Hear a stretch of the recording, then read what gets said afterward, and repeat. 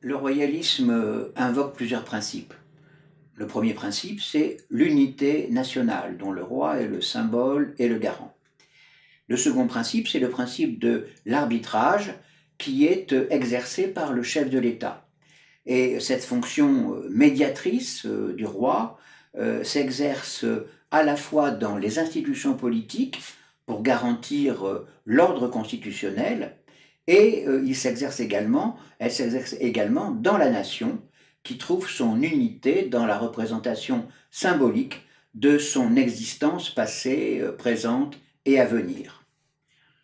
Autre principe fondamental, c'est le principe de l'indépendance du chef de l'État, cette indépendance est la condition indispensable pour que le roi puisse exercer pleinement sa fonction arbitrale. Comme toutes les pensées politiques, le royalisme connaît des pathologies et des déviations extrémistes. On connaît un royalisme nostalgique, c'est la pensée du bon vieux temps, qui d'ailleurs n'a jamais existé, et qui engendre un rejet plus ou moins haineux de la modernité. Il y a aussi un royalisme de compensation, c'est-à-dire qu'on vit dans le monde moderne, parfois on en profite pleinement, mais on a un buste de Louis XVI dans son salon. Ce qui n'aboutit à rien naturellement sur le plan politique. Il y a aussi un royalisme extrémiste, c'est-à-dire qu'on recompose un passé absolutiste, corporatiste, et on essaie d'imposer cette vision du passé par la violence d'une idéologie qu'on a fabriquée.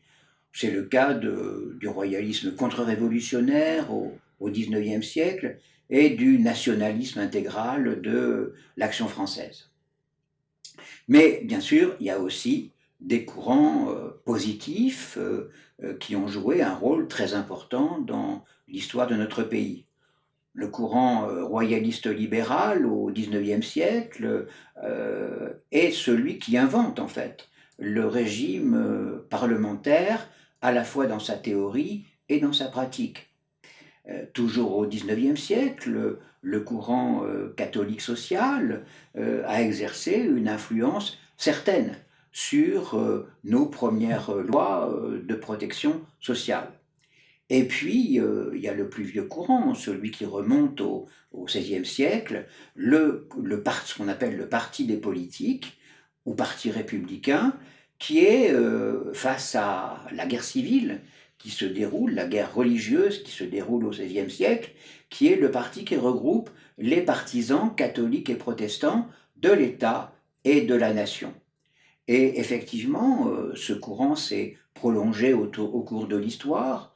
On l'a vu s'accomplir très largement dans le gaullisme, et il est certain que la nouvelle action royaliste incarne dans la fidélité à ce parti des politiques ce royalisme républicain qui est partisan de la restauration de l'État et de l'affirmation de l'indépendance de la nation.